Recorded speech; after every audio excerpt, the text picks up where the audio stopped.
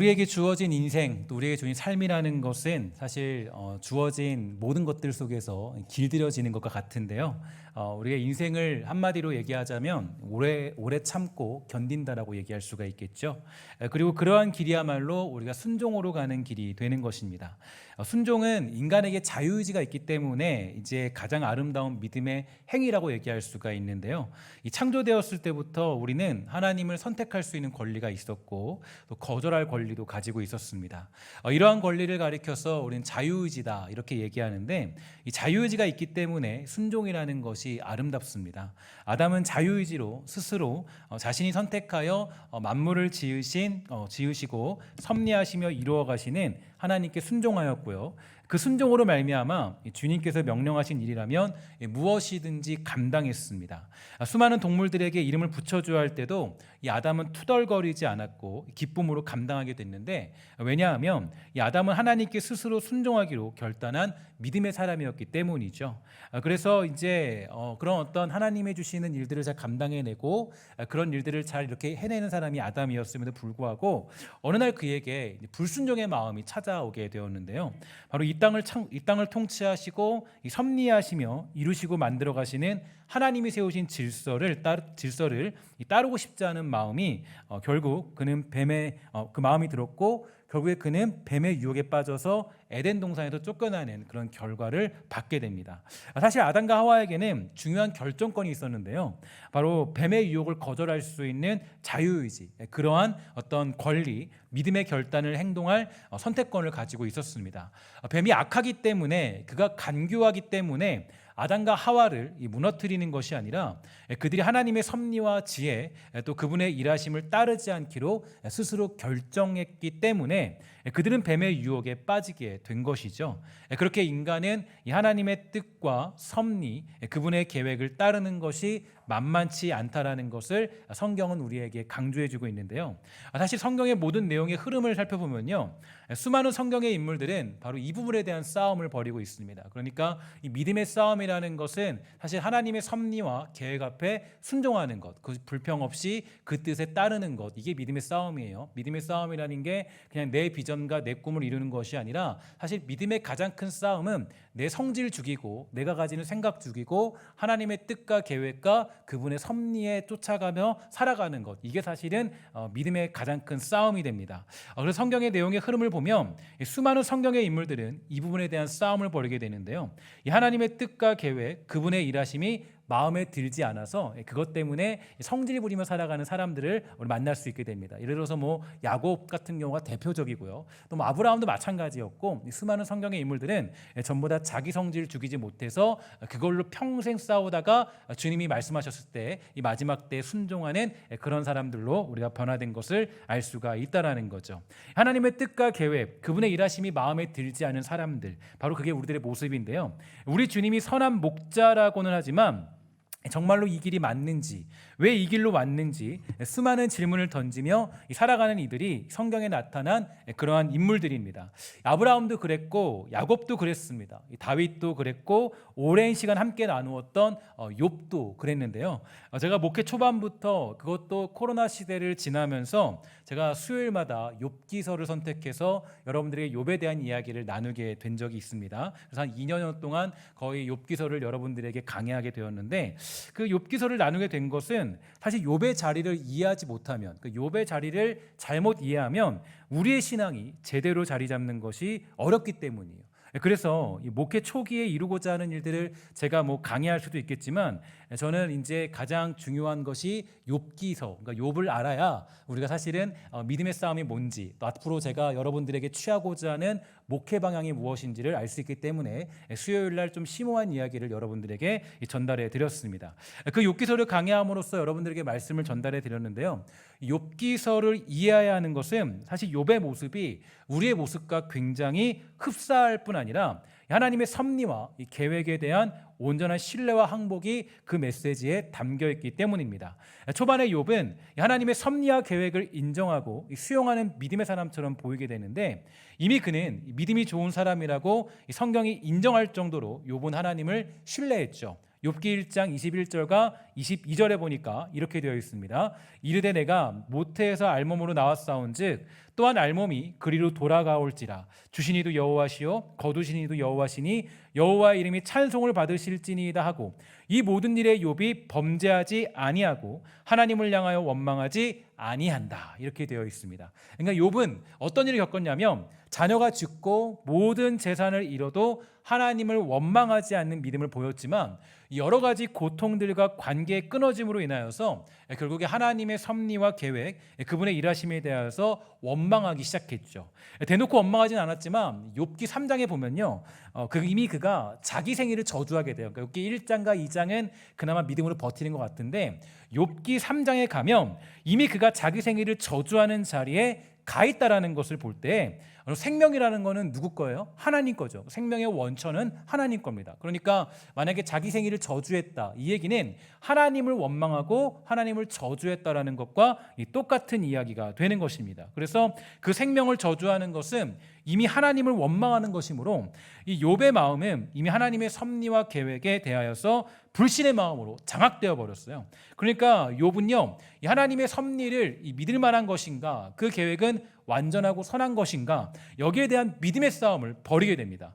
친구들과 그러한 것에 대한 싸움을 벌이다가 결국에 하나님이 욥에게 나타나셔서 하는 말씀은 다음과 같습니다. 욥기 38장 4절 이하를 보면 이렇게 얘기하죠. 내가 땅에 기초를 놓을 때에 내가 어디 있었느냐? 내가 깨달아 알았거든 말할지니라. 누가 그것의 도량법을 정하였는지, 누가 그 줄을 그것에 그 위에 띄었는지 내가 아느냐? 그것의 주추는 무엇 위에 세웠으며 그 모퉁이 돌을 누가 놓았느냐? 이렇게 주님이 질문하시죠. 그러니까 뜬금없이 고난당하는 욥에게 찾아오셔서 말씀하십니다. 하나님의 일하심은 완벽하고 그 계획과 섭리는 악하지 않으며 선한 목적으로서 그 모든 일을 운행하시며 일한다는 것을 아주 하나님이 이 상세하게 욥에게 설명해 주시는데요. 그렇게 몇 장을 걸쳐서 하나님이 욥에게 이런 내용을 가르쳐 주십니다. 그러니까 내가 얼마나 너에게 내가 이 땅을 지을 때 완벽하게 창조했는지 봐라. 나는 실수가 없다. 나의 일에는 전혀 실수가 없고 문제가 없는 일을 나는 해냈다라고 주님이 말씀하십니다. 그런데 이런 일들을 배우게 되니까 욥이 뭐라 그러냐면, 욥기 42장 4절과 6절에 보니까 이런 고백을 하게 돼요. 내가 말하겠사오니 주는 들으시고, 내가 주께 묻겠사오니 주여 내게 알게 하옵소서. 내가 주께 대하여 귀로 듣기만 하였사오나 이제는 눈으로 주를 배웠나이다. 그러므로 내가 스스로 거두어드리고 티끌과 재 가운데에서 회개합니다. 이런 고백을 하고 있습니다. 그러니까 이 회개라는 건 어떤 회개를 한 거냐면, 그동안 이 하나님의 완벽한 섭리와 그분의 계획과 성실함을 깨닫고 욥이 하나님 앞에 할 수 있던 건 딱 한 가지였어요. 뭐냐면 하나님 앞에 항복하는 거예요. 그러니까 하나님의 계획과 섭리는 완벽합니다. 그러니까 내가 무슨 일을 만나도, 내가 어떤 일을 겪어도, 내가 어떤 시간을 만나고 어떤 순간을 만나도 하나님은 완벽하십니다. 항복하고 결과하면서 회개하는 게 욥의 결론이에요. 그래서 욥은 보면요, 하나님께 항복하죠. 그래서 그것이 욥의 결정이었어요. 다시 말해서 이 욥은 하나님이 무엇을 말씀하시고 어떤 길로 인도하시며 무슨 일을 하시든 그 모든 일에 순종하겠다라는 그런 고백을 하고 있습니다. 하나님의 뜻에, 하나님의 계획에 불만을 품고 자신의 생명을 저주하면서 하나님이 정말 선하신가 악하신가 라고 생각했던 그 모든 것을 회개하며 엎드린 사람, 그 사람이 바로 욥이었어요. 그렇게 엎드리기까지의 과정을 가장 상세하게 풀어놓은 사람이 바로 욥입니다.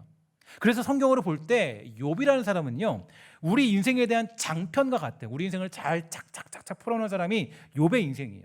그러니까 우리 인생이라는 건 사실 이 하나님의 선하심과 그분의 뜻에 순종하고 복종하며 내 생각과 의지와 뜻을 죽이는 자리로 가기 위해서 모든 사람이 향해 가고 있어요. 하나님이 여러분들을 어디로 인도하시냐? 우리를 그냥 성공의 자리로 인도하시는 것이 아니라 여러분과 저를 어떤 자리로 인도하시냐면, 결국에 하나님의 뜻이 완전하고 하나님의 뜻이 선하시며 하나님의 뜻 앞에 순종할 수밖에 없는 그러한 자리로 우리를 인도하고 계신 분이 우리 하나님의 일하심이라는 거예요. 그래서 여러분, 우리 중에 죽지 않은 사람은 없죠. 전부 다 죽어요. 그러니까 우리는 전부 다 죽는 인생을 살고 있어요. 이 죽음이라는 것은 마치 악한 자의 권한 같지만 실제로는 그 생명은 하나님께 있기 때문에 그 죽음이라는 것은 사실 아버지 하나님의 그 놀라운 권세 안에 있는 것입니다. 그러니까 우리가 아무리 발버둥 치고 난리를 치고 뭘 어떻게 하고 뭐 좋은 걸 먹고 뭐 홍삼을 먹고 뭐 뭘 먹고 다 먹어도 결국 우리는 다 죽어요. 그러니까 하나님의 모든 어떤 일하심 앞에 우리는 엎드리게 되어 있어요. 그게 우리들의 인생이라고요. 그러니까 하나님이 우리를 어디로 몰고 가시냐면 결국에 우리가 하나님 앞에 항복하는 자리로 가게 되어 있다고요. 그러니까 우리가 아무리 발버둥 돈을 100억을 갖고 있어도 다 죽어요. 여러분, 그게 우리들의 인생이라고요. 그러니까 우리는 결국에는 하나님의 뜻 앞에 순종할 수밖에 없어요. 다만 우리가 순종하게 되는데 어떤 순종이냐? 우리 하나님의 일하심은 선하십니다. 하나님은 완벽하세요. 하나님은 틀림이 없으세요. 하나님의 일하시면 문제가 없으세요. 그래서 성경으로 볼 때 그 욥의 인생을 보면요, 욥이 마지막에 하나님 앞에 회개하며 엎드리는 것은 내가 하나님을 믿는다고는 했지만, 하나님을 안다고는 했지만, 그런데 돌아보니까 하나님의 선하심을 믿은 것이 아니라 내가 잘 되고 있는 그 상황을 믿었던 사람이 욥이었던 거예요. 그래서 하나님이 우리를 어디로 인도하시냐면 내 생각과 의지와 뜻을 죽이는 자리로 가기 위해서 우리의 모든 삶이 향해 가고 있습니다. 여러분을 향하신 하나님의 목적은 무슨 일을 만나도, 어떤 일을 만나도 세상에 내가 원하지 않은 일이 여기저기서 터지고 또 생기며 내 인생에 침범하여서 때로는 화목한 나의 삶이 깨어져 버린다 할지라도 하나님께 순종하며 성실히 믿음을 가지고 살아가는 자리로 가도록 하기 위하여서 하나님은 저와 여러분을 그 인생의 끝자락으로 때때로 몰아가기도 하시는 거예요. 이것이 믿음의 길이고 그리스도의 진정한 제자가 되는 비결입니다. 그래서 우리는 십자가의 길을 걸으면서 자신을 죽이는 훈련을 해야 하고 오래 참는 길을 가야 되는데요. 여러분, 제가 지난 특별 새벽기도 때도 그 길에 관한 이야기를 말씀을 드렸지만 우리가 정말 주님이 가신 길을 따라가야 되는 이유가 어디 있냐면 그 주님 가신 길을 가면서 나를 죽이는 훈련을 하는 거예요. 내 성질을 죽이는 훈련을 하는 거예요. 그러니까 우리가 예수 믿고도 10년 지나 20년 지났는데 아직도 내 성질을 못 죽였다. 그건 정말 우리 다시 한번 주님 앞에 엎드려 기도하고 회개해야 돼요. 사실은 내 성질을 죽이며 살아가는 게 가장 중요한 하나님의 어떤 믿는 사람들의 모습이거든요. 내 성질이 아직도 살아있다. 내 성질이 살아있고 아직도 하나님께 반항하며 살아간다. 하나님의 뜻을 내가 받아들이지 않는다. 하나님 뜻을 바라지 않는다. 그러면 우리가 다시 한번 내 신앙을 점검해야 돼요. 여러분, 그래서 제가 로마서 13장 같은 것들을 말씀드릴 때 권세에 복종해야 되는 이유가 어디 있는지 아십니까? 그건 하나님의 뜻과 선하신 일 가운데 모든 일이 이루어져 가는 것이기 때문이에요. 때로는 악한 통치자를 통해서도 하나님은 자기 질서를 이루어내시고, 때로는 어떤 전쟁을 통해서도 자기 일을 이루어가시고, 때로는 기근과 핍박을 통해서도 하나님은 자기 일을 이루어가시는 분이세요. 근데 전쟁이 일어나면 하나님 왜 이러시죠? 물론 우리는 인간의 마음으로 통탄하면서 괴로워할 수는 있어요. 그러나 그것이 하나님의 선하신 뜻에서 벗어난 일은 없다라는 거죠. 그게 우리의 고백이 되는 거예요. 그래서 심지어는 사도 바울은 로마 시대를 바라보면서 로마 사람들은 이스라엘 백성들을 또 그 예수 믿는 사람들을 핍박했잖아요. 핍박하는데 지나가다가 그냥 예수 믿으면요, 그냥 그 사람 잡아다가 불에 태워 죽여요. 화형시키는 거예요. 그런데도 바울이 그래요. 바울이 그 사람들 저주를 받을지라 이렇게 얘기 안 하고 그들에게 순종해라. 그들에게 권세를 인정해 줘라. 왜냐하면 하나님은 그 권세를 통해서 일하신 하나님이기 때문에. 그러니까 우리가 왜 십자가의 길을 걸어가야 되냐면, 왜 고난의 길을 가야 되냐면, 그냥 우리가 그 고행들이 우리를 거룩하게 만들기 때문이 아니라 그 길은 틀림없는 하나님이 우리에게 주신 길이고 예수님께서 그 길을 걸어가심으로 그렇게 완전한 순종을 보여주셨고, 또한 성령께서 우리가 그러한 길을 걷도록 도우심으로 탄식하시며 기도하시기 때문에 우리는 그 십자가의 길을 걸어가게 되는 거예요. 그 길을 걸어갈 때 비로소 뭐 할 수 있어요? 우리가 내 성질 죽이며 살아갈 수 있게 되는 거예요. 그러니까 내가 예수 믿으면서 내 성질대로 하려고 하면 안 돼요.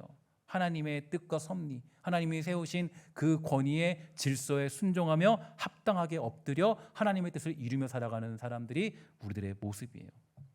그래서 우리 주님께서는 저와 여러분을 만들고자 하는 자리가 있는데 그 목표가 어디냐? 빌립보서 2장 1절 이하를 보면 우리가 가야 될 길, 또 우리가 어떤 변화되어야 될 길, 또 우리의 마지막 최종 목적지가 어딘지를 알려주고 있습니다. 이렇게 나타나고 있어요.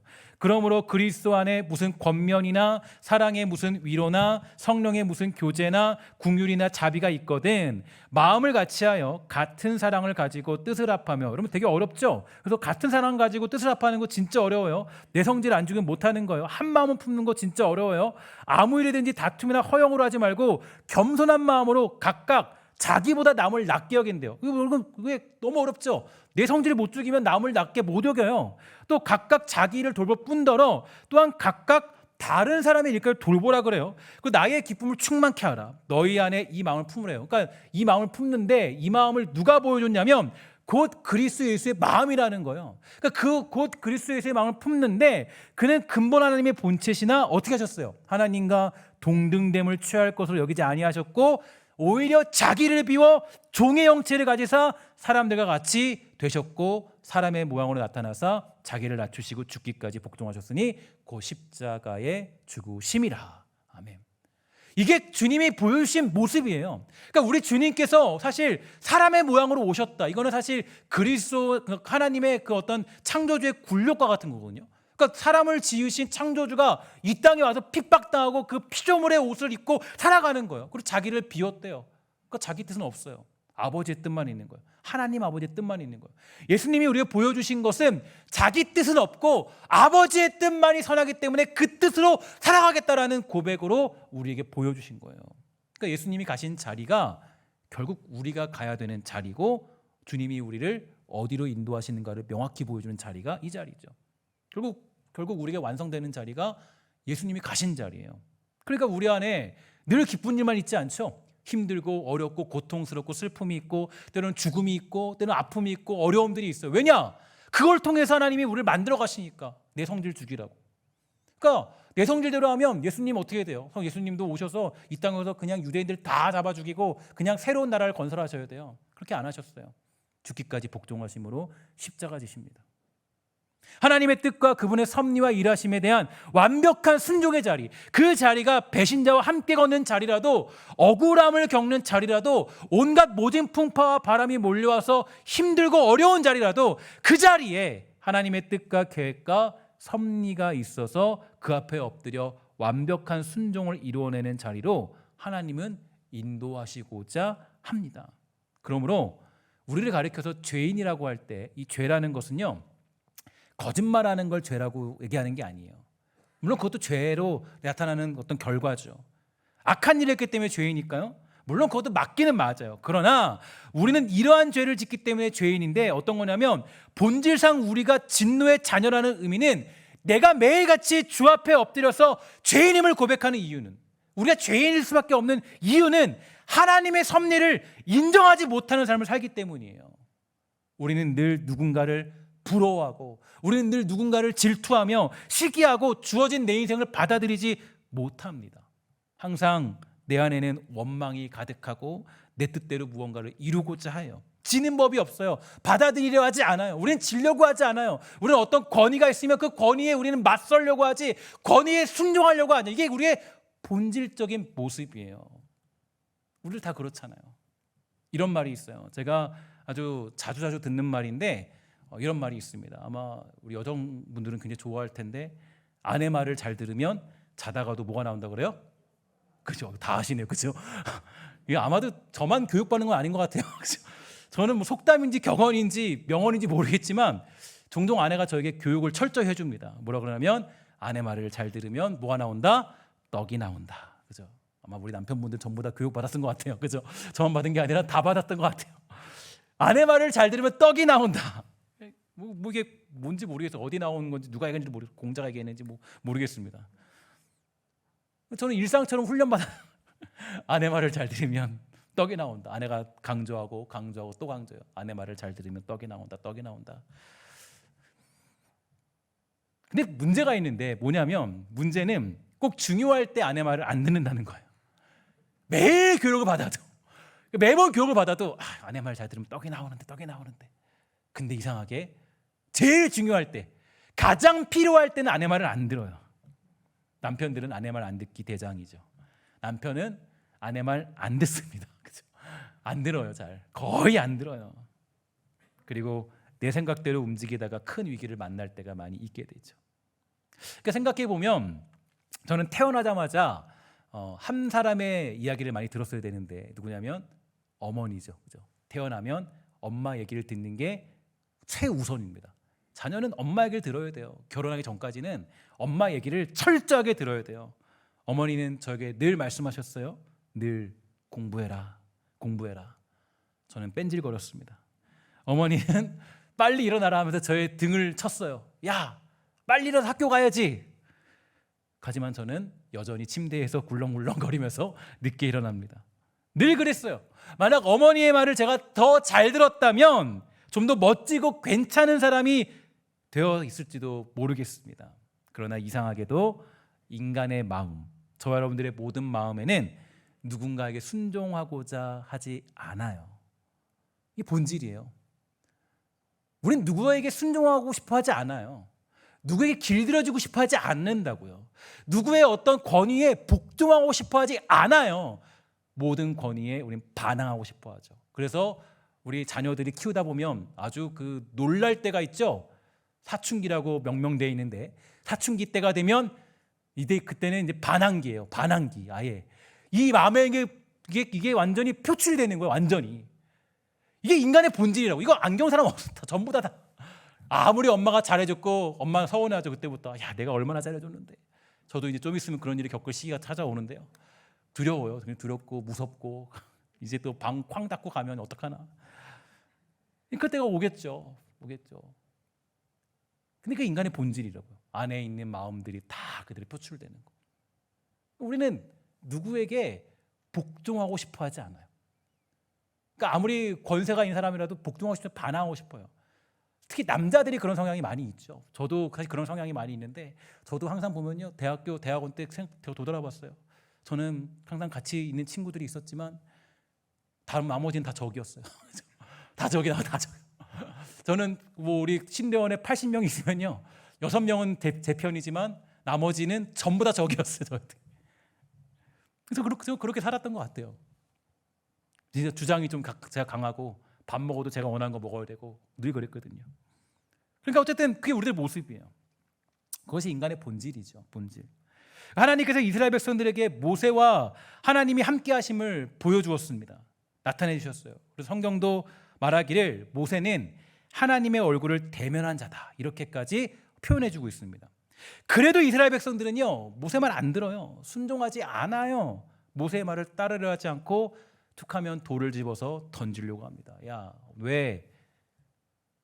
모세의 말이 우스운 것이 아니라 이유는 하나님의 계획과 섭리를 신뢰할 수 없던 것이에요. 야, 너는 왜 우리를 광야에서 죽게 하려느냐? 하나님의 어떤 그런 뜻에 순종하지 않아요. 이 말은 모세를 향한 말이 아니라 그런 모세라는 지도자를 세웠던 그 계획과 섭리를 인정하지 못하겠다라는 거예요. 그리고 그러한 순종을 하지 못했던 이스라엘 백성들은 가나안 땅에서 모두 죽고 말았습니다. 그러면 그 다음 세대가 가나안 땅을 차지하게 되었는데 그 다음 세대, 1세대 말고 2세대가 가나안 땅을 차지할 수 있던 이유는 어떤 이유였을까요? 그들은 어찌 되었던 여러 가지 상황에 딱 맞닥뜨렸을 때 하나님의 계획과 섭리, 그분이 세우신 권위에 순종하기로 마음을 먹었기 때문입니다. 일단 그들이 가나안 땅을 정복할 수 있던 두 가지 이유를 짧게 소개해드리면 이 첫 번째로는 모세를 이었던 여호수아라는 젊은 지도자에게 순종하기로 결단해요. 물론 여러 가지 약점이 있었겠죠. 불만은 있었을 것입니다. 그래도 영적 지도자로서 리더자로 순종하고 순복하기로 고백해요. 왜냐하면 하나님이 세우신 영적 지도자였기 때문이에요. 그래서 여호수아서를 보면 그들은 그래도 여호수아를 죽이려 한다거나 돌을 든다거나 어떤 뭐 핍박을 가한다거나 그런 모습은 조금도 찾아볼 수 없습니다. 그의 말을 거역하는 장면이 등장하지 않아요. 인간이기 때문에 완전한 신뢰를 이룰 수는 없었지만 그래도 하나님의 뜻에 순종한 사람들이기 때문에 아무리 젊은 지도자라도 하나님이 세우신 사람이라고 여기면서 여호수아와 함께 가나안 땅을 정복하게 됩니다. 두 번째로 그들이 가나안 땅을 차지할 수 있었던 것은 말도 안 돼 보이는 일에 기꺼이 순종했기 때문이에요. 그러니까 하나님의 계획과 섭리를 순종하지 않으면요 그들은 가나안 땅을 차지할 수 없었어요. 왜냐하면 여리고성을 돌 때 그 여리고성을 막 돌잖아요. 그거 미친 짓이죠. 근데 주님이 거기다 어떤 조건을 다냐면 그 여리고성을 돌 때 너희 말도 하지 말아라. 조용히 한 마디도 말하지 마라. 그런데 성경이 표현하기를 그 중에 누구도 한 명도 말하지 않았다 그래요. 그러니까 말도 안 되는 전쟁. 여러분 우리 보면은 우리 뭐 군대 갔다 오시면 다 아시잖아요. 그 전쟁이 싸워야 되고 뭐 첩보작전 펼쳐 다 해야 되는데 그런 거 없어요. 그냥 여리고성이라는 막강한 성을 점령할 때 그냥 돌아요. 왜냐? 하나님 명령이니까. 하나님의 계획은 선하시고 완벽하니까. 그분의 섭리는 틀림이 없으니까.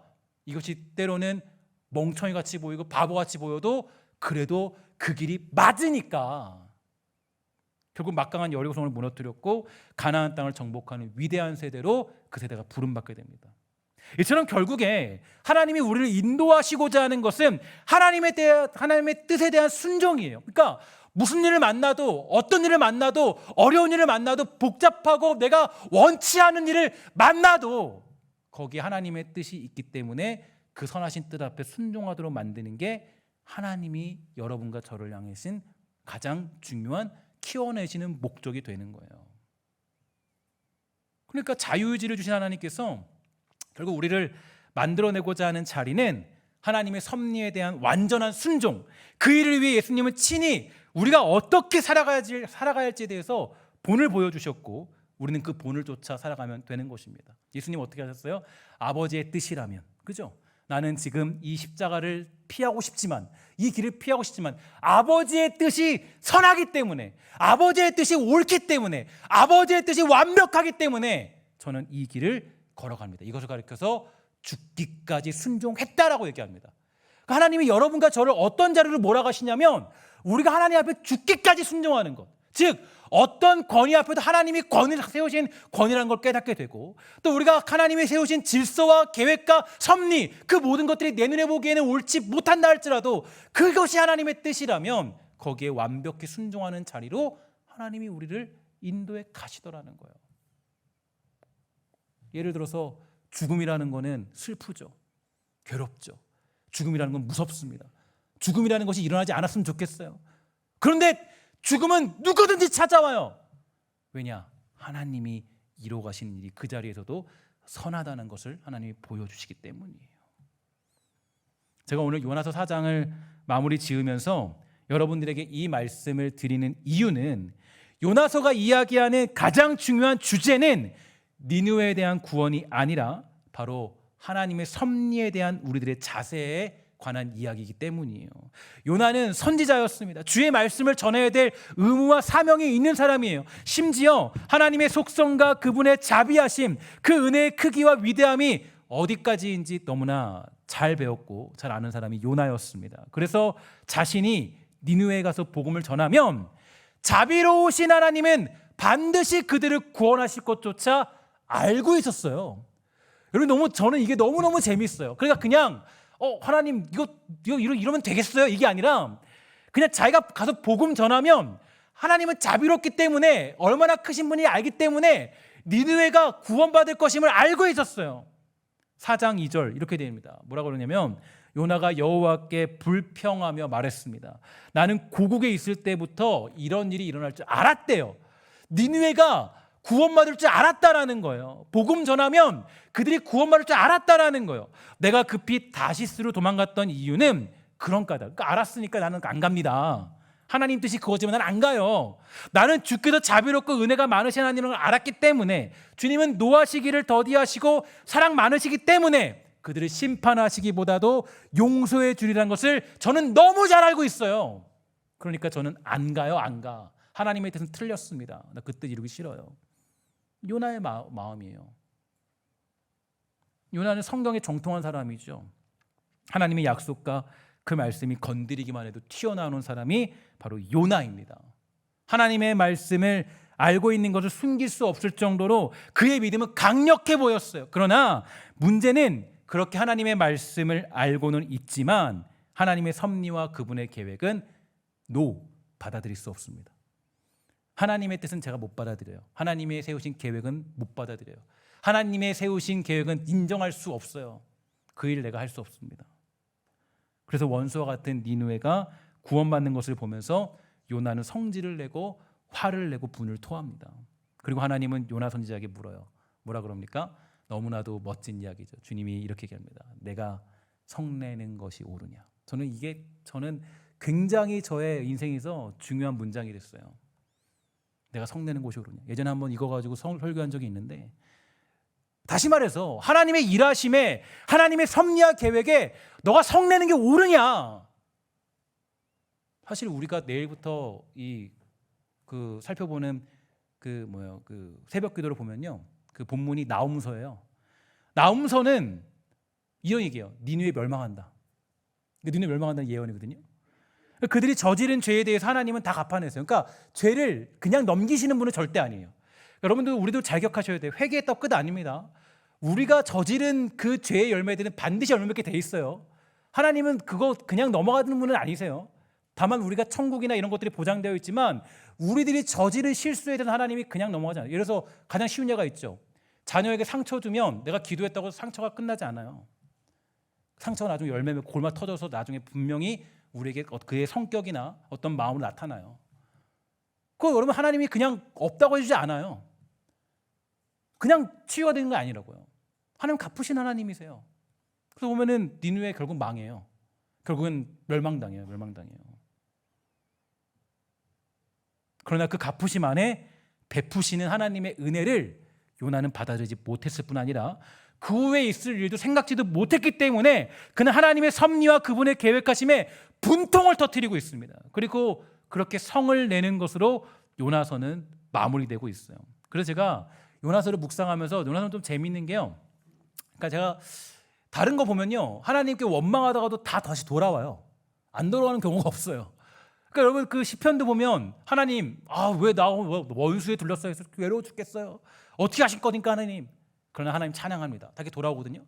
여러분 이거 말고 그 선지자 하박국 기억나시죠? 하나님께 원망해요, 불평해요. 하나님 왜 하필 우리가 당해야 됩니까? 저 사람을 더 악한 사람들인데 왜 우리가 포로로 가야 돼요? 더 악한 사람인데. 세 번이나 따지고 물어요. 근데 어떻게 해요? 나중에 우리 하나님이 최고입니다. 그죠? 내가 뭐 그 외양간에 소가 없고 해서 찬양합니다. 변화되잖아요. 근데 요나는 또 독특해요. 요나는 제가 우스갯소리 이렇게 얘기해요. 요나 선지자는 정말 천국에 있는지 한번 가봐야 될 것 같아요. 가봐야 선지자가 있는지 없는지 봐야 돼요. 그러니까 왜냐하면 이 끝에 결말이 없어요. 변화가 없어요. 끝이에요. 사장으로. 성내는 걸로 끝나요. 그러니까 전부 다 돌아오는데 요나서의 결말은 없습니다. 저는 요나서를 보면서 떠오른 인물이 있다면 바로 예수님을 못 박은 유대인들이에요. 유대인들이 그냥 예수님을 몰라서 죽였다고 생각하면 안 됩니다. 예수님을 하나님의 아들이라고 몰라서 죽였다? 절대 아니에요. 여러분 복음서를 잘 살펴보고 내용을 보면요, 그들은 예수님이 하나님의 아들일 것이라고 짐작을 했어요. 예수님이 하나님의 아들일 것을 거의 알았어요. 왜냐하면 성경을 능통히 공부했고 또 성경을 알았고 또 신앙생활을 하던 사람이었기 때문에 뭐냐면 하나님의 아들인 것을 예수님이 하나님의 아들일 것이라는 추측까지 다 했어요. 근데 당시에 대부분 많은 사람들이 인정하고 싶은 구세주는 나사렛 따위에서 태어나는 그런 구세주가 아니야. 적어도 황금 아래서 태어나는 조야 우리 구세주라는 명예가 생기기 때문에 예수님 자체를 인정하고 싶지 않았던 거예요. 여러분 성경을 잘 보면 알겠지만 유대인들은 예수님이 하나님의 아들임을 거의 알았습니다. 왜냐하면 수많은 증거가 있기 때문에 감출 수가 없어요. 아까 제가 9시 때도 설명드렸지만 어둠 속에 있는 빛은 감출 수 없어요. 여러분 보면 어둠 속에 후레쉬 비치면 그게 감춰져요? 안 감춰지죠. 쫙 퍼지잖아요. 예수님도 마찬가지예요. 예수님도 빛이시니까 이 땅에 오셔서 감출 수가 없는 거예요. 하나님의 아들임을 감출 수가 없어요. 그냥 막 드러나요. 막 드러나는데 근데 그들은 예수님을 인정하고 싶지 않았어요. 왜냐? 그런 존재가 예수님이라면 내가 누리는 명예와 권세가 다 깨지기 때문에 예수님을 자기 입맛대로 해석하다 보니까 결국에 그거를 감출 수 없는 상황까지 이르니까 어떻게 해요? 급하게 재판을 열어서 예수님을 잡아 죽입니다. 급하게 재판을 열어서. 그러니까 하나님의 섭리와 계획이 그들은 마음에 들지 않았어요. 아니 왜 말도 안 되는 사람, 말도 안 되는 지역에서 태어나서 왜 저렇게 우리를 민망하게 만드는 거야? 왜 그러는 거야 도대체? 아니 조금 더 거창하게 좀 나타나면 좋겠는데 왜 저 따위로 나타나가지고 우리를 힘들게 만드는 거야? 그것들이 뭐야? 그냥 다 죽여버리는 거야. 감춰서. 사실 그러나 그런 것조차도 하나님의 섭리와 계획 안에 있던 거죠. 물론 요나가 이런 유대인들 정도의 사람인지 아닌지는 단정 지을 수는 없습니다. 제가 뭐 그렇게 할 수는 없어요. 그러나 저와 여러분들이 평생 싸워야 될 모습이 요나서에서는 매우 절절하게 흘러나오고 있어요. 왜냐하면 우리의 싸움이 어딨냐면 하나님의 계획이 마음에 들지 않는 거예요. 평생 그 싸움이에요. 그래서 기도할 때도 보면 뭐예요? 하나님 그거 아니잖아요.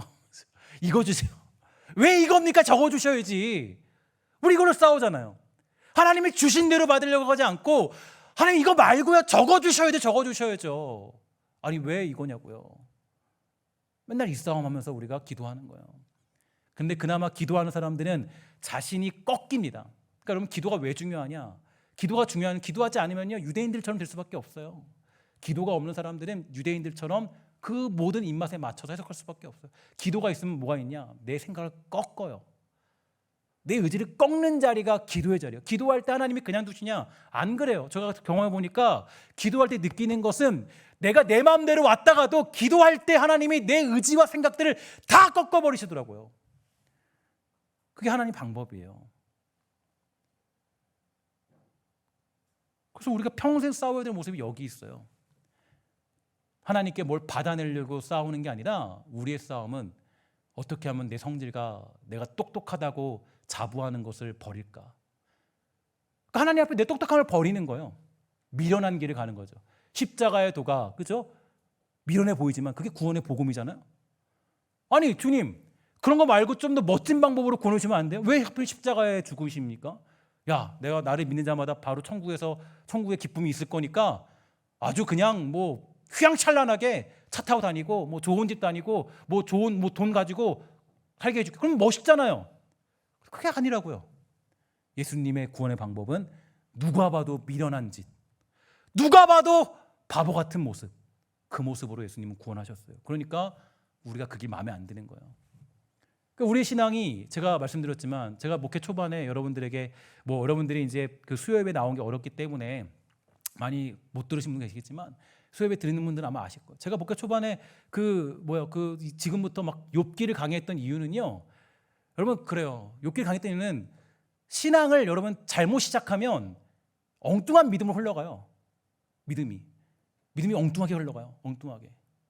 제가 이번에 성경 공부하면서 어떤 분이 그런 얘기를 하더라고요. 뭐라 그러냐면 어떤 한 그 자녀가 있었는데 그 자녀가 이제 교도소를 막 들락달락 걸었다는 거예요. 뭐 훔치고 막 그래가지고. 왜 그러나 보니까 이유가 있었어요. 뭐냐면 이제 교도소에 딱 들어갔을 때 그 엄마가 이제 면회를 간 거죠. 면회를 갔는데 그 면회 갔을 때 그 엄마에게 이제 갑자기 교도소에 이제 이렇게 면회 장소가 있잖아요. 거기에 이제 손을 이렇게 내밀어 봐라. 자기한테 내 손을 달라. 자녀가 그랬다는 거예요. 교도소에 있는 그 자녀가. 그래서 손을 이렇게 줬대요. 그랬더니 그 교도소에 있는 자녀가요. 그 엄마 손을 그냥 아주 세게 깨물어 버린 거예요. 왜 그러냐? 보니까 이유가 있다라는 거야. 그 자녀가 이러더라고요. 아니 엄마, 왜 내가 옛날에 장난감 훔쳤을 때 왜 나한테 혼내지 않았냐? 아니 왜 나한테 그러지 않았어?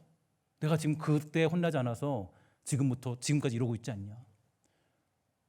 제가 여러분들에게 이 목회 처음부터 사실은 뭐 좀 더 웅장하고 대단한 얘기를 수요일날 할 수 있었지만 요즘에 주님은 나의 최고봉 같은 것도 하잖아요.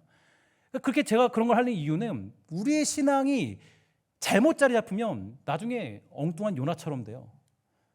아니 나 다시스로 도망갈래요. 하나님 뜻이 니느웨인데 다시스로 가겠다는 사람이 세상에 어디 있어요? 아니 근데 알고 있어요. 그게 이루어질 건지 하나님의 뜻이 이루어질 거 알고 있다고요. 근데 요나는 도망쳐요. 이런 말도 안 되는 경우가 어디 있냐고요. 근데 사실 우리가 처음부터 우리의 믿음을 잘못 쌓아놓으면 시작이 잘못되면 결국에는 우리의 믿음이 완전히 이상한 방향으로 흐르게 돼요. 그래서 사실 욥을 이해하고 욥기에 역사하신 하나님을 이해하기 시작하면 사실은 바울이 말했던 내가 궁핍에 처하나 빈부에 처하나 어떤 상황에 처해도 내가 그것을 극복할 수 있는 일체의 비결을 배웠다. 이거로 가는 거. 이게 우리의 신앙의 모습이거든요. 근데 우리 마음에 들지 않으면 대부분의 경우가 어디로 가냐면 요나처럼 행동해요. 유대인들 그 모습들이 우리들의 모습이에요. 아니 좀 더 멋지게 오시지. 휘황찬란하게 오시지. 아니 왜 이렇게 초라하게 마구간 땅에서 태어나가지고 우리를 비참하게 만드냐고. 근데 그게 하나님의 뜻이라는 걸 그들이 알았어요? 몰랐어요? 알았어요. 이사야서를 보면서 알았겠죠. 이사야서 보면은 예수님의 모습이 얼마나 안타깝게 나와요. 그거 벌써 알았어요. 그러니까 그들 마음에 들지 않으니까 예수님 잡아 죽입니다. 우리도 주님을 섬길 때, 신앙생활 할 때 그럴 때가 있어요. 내가 성경에서 말하는 그리스도인 그 제자의 삶을 우리가 꿈꾸지 아니하고 오히려 우리가 뭘 꿈꾸냐면 내가 원하는 예수님, 내가 원하는 십자가상, 내가 원하는 교회. 이거는 요나같이 알 수 없는 결말에 그런 결말을 향해 가고 있는 거예요. 그래서 저는 요나의 결말이 없다라는 건 우리들에게 주는 메시지가 크다고 생각해요. 우리도 지금 그 길로 가고 있는 거예요. 우리도 지금 예수 믿는데 정말 우리가 주님을 어떻게 믿고 있느냐. 여러분, 우리가 왜 성을 내며 살아가고 있습니까? 우리가 성을 내며 분을 토하며 사는 이유가 무엇일까요? 지금 저와 여러분이 성을 내며 분을 내는 대상은 누구입니까? 사실 그 모든 원인은 바로 요나가 가지고 있는 분노와 같습니다. 왜 나는 가난하고 저 사람은 부자입니까? 왜 저 사람은 똑똑하고 나는 미진합니까? 왜 우리에게는 전쟁이 찾아왔고 기근이 찾아왔습니까? 정말 하나님은 선하신 분입니까? 정말 주님 살아 계십니까? 하나님의 섭리는 완벽합니까? 이 질문에 대한 싸움을 벌이고 분노하는 장면으로 결말이 맺혀진 사람이 바로 요나 선지자고, 그리고 지금 이 땅을 살아가는 저와 여러분들의 삶의 모습이에요. 우리는 이 싸움 가지고 살아가는 거예요. 그래서 사실 제가 그래서 그런 얘기를 많이 해요. 우리 사역자들하고도 그런 얘기 많이 하는 게, 부당해도 그게 어떤 하나님의 질서와 권위 앞에 있는 거면 따르는 게 가장 중요한 우리의 덕목이다. 하나님이 우리가 오래 참으라고 했거든요. 주님 오래 참는 분이시거든요. 부당해도. 사실 우리가 그게 이제 삶의 또 모습이기도 해요. 저는 그래서 오늘의 내용을 가지고 이 전도서 말씀으로, 요나서는 마지막이 없으니까 이 요나서의 마지막을 전도서 말씀을 통해서 오늘에 대한 결론을 가지기 원하는데요. 특별히 우리 어르신들 많이 계시잖아요. 어르신들이 아마 이걸 보면서 굉장히, 이 말씀을 보면서 굉장히 아마도 그 뭐랄까, 저 말이 맞아라고 하실 거예요. 이 말이 맞아, 살아보니까 이 말이 맞아라고 하실 것 같아요. 전도서 3장 1절 이하 보면 이렇게 되어 있습니다. 범사에 기한이 있고, 그죠? 우리 어르신들 맞죠? 그죠? 보면 다 맞을 거예요. 천하 만사가 다 때가 있더라. 욕심 부려도 다 때가 있더라. 날 때가 있고 죽을 때가 있고, 그죠? 심을 때가 있고 심은 것을 뽑을 때가 있고, 죽일 때가 있고 치료할 때가 있고, 헐 때가 있고 세울 때가 있고, 울 때가 있고 웃을 때가 있고, 슬퍼할 때가 있고 춤출 때가 있고, 돌을 던져버릴 때가 있고 돌을 거둘 때가 있고, 안을 때가 있고 앉는 일을 멀리할 때가 있고, 찾을 때가 있고 잃을 때가 있고, 지킬 때가 있고 버릴 때가 있고, 찢을 때가 있고, 꿰맬 때가 있고, 잠잠할 때가 있고, 말할 때가 있고, 사랑할 때가 있고, 미워할 때가 있고, 전쟁할 때가 있고, 평화할 때가 있느니라. 아멘이십니까? 맞죠? 우리 특별히 상록회 어르신들 맞죠? 이 얘기 맞죠? 지나보니까 맞죠? 새벽에 나와서 기도하시는 분들 보면요, 이 얘기가 맞으니까 그냥 새벽에 기도하시는 거죠. 그냥 하나님이 때가 있으니까. 슬퍼도 그냥, 물론 새벽에 어르신들 나오는 거 보면요 너무너무 놀라워요. 왜냐하면 눈이 오고 비가 오고 뭐가 바람이 불고 모진 풍파가 불어도 그냥 주구장창 나오세요. 왜냐? 다 범사의 기한에 때가 있고, 그때에 바로 뭐가 있냐면 하나님이 선하시다는 걸 알고 계시기 때문에 다 새벽에 나와서 기도하시더라고요. 마지막 3장 11절인데요. 이 말씀 우리 한번 다 같이 읽어보도록 하겠습니다. 시작. 하나님이 모든 것을 지으시되 때를 따라 아름답게 하셨고, 또 사람들에게는 영원을 사모하는 마음을 주셨느니라. 그러나 하나님이 하시는 일의 시종을 사람으로 측량할 수 없게 하셨도다. 아멘. 그러니까 뭐냐면 결국 이 얘기예요. 전도서 기자가 뭐라 그러냐면, 우리 몰라. 어떤 일이 있는지 몰라. 미래에 무슨 일이 아무도 몰라. 근데 이건 하나 말할 수 있어. 때가 있어. 그러나 그 모든 것들은 하나님의 아름다움과 선함 가운데 이루어지는 일들이야. 그러니까 우리는 무슨 일을 만나도, 어떤 일을 만나도, 부당하고 힘들고 어려워 보이는 일을 만나도, 내가 생각해도 니느웨는 망해야 되는데 그 나라가 흥행하고 성한다 할지라도 그게 하나님의 뜻이라면 선하기 때문에 그걸 받아들이는 넉넉함, 여유, 그게 바로 우리 믿음의 가장 중요한 본질이 되는 거예요. 그래서 믿음은요, 여유를 가지는 거예요. 넉넉함을 가지는 거예요. 부당함도 받아들일 수 있고, 부족함도 받아들일 수 있고 문제가 있어 보여도 이해할 수 있고 넉넉하게 받아들이는 그 모습이 믿음의 크기로 결정되는 거예요. 여러분, 우리가 넉넉하게 믿음으로 살아가는 모습들이야말로 진짜 믿음의 사람들이 가지는 모습들이죠. 여러분, 왜 성을 내십니까? 주어진 자리에서 요나처럼 성을 내며 살지 마시고 충성하며 합력하여 선을 이루어 가시는 하나님께 순종하며 부드러운 마음으로 살아가는 믿음의 사람들이 되기를 주의 이름으로 간절히 축원합니다.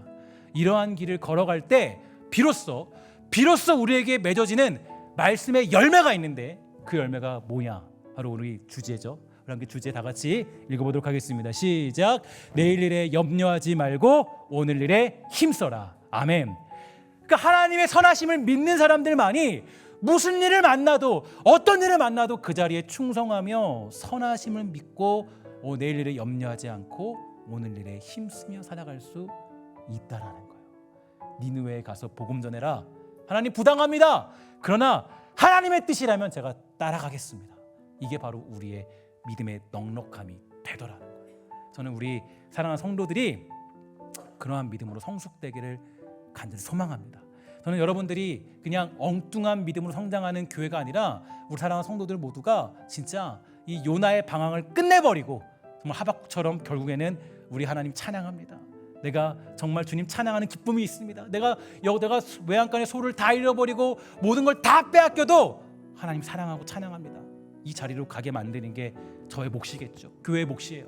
교회는 그 역할을 하는 거예요. 교회는 여러분들이 그 길을 걸어가라고 여러분들을 하나님이 모아주신 거예요.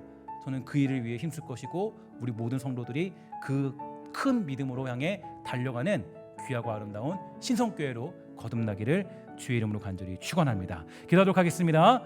하나님 감사합니다. 이 땅 살아갈 때 우리가 분노하지 아니하고 우리가 성내지 아니하고 우리가 화내지 아니하고 우리가 하나님 주님의 계획과 섭리에 우리가 하나님 원망하지 아니하고 주께 엎드려 살아가는 복되고 아름다운 주의 사람 다 되도록 주님 돌보아 주시옵소서. 하나님 기도하기 소망하는 것은 우리 사랑하는 영혼들이 이 시대를 살아갈 때 믿음으로 살아가도록 붙잡아 주시고 믿음의 길을 온전히 걸어갈 수 있도록 주님 돌보아 주시며 하나님 우리 사랑하는 성도들 모두가 엉뚱한 믿음으로 흘러가는 것이 아니라 하나님 앞에 나의 성질을 죽이고 나의 생각을 죽이고 나의 계획과 나의 어떤 그런 자랑을 죽이고 주 앞에 엎드려 겸손한 자로 죽기까지 순종하며 살아가는 복되고 아름다운 성도가 다 될 수 있도록 주님 돌보아 주시옵소서. 모든 말씀 예수님의 이름으로 간절히 기도합니다. 아멘.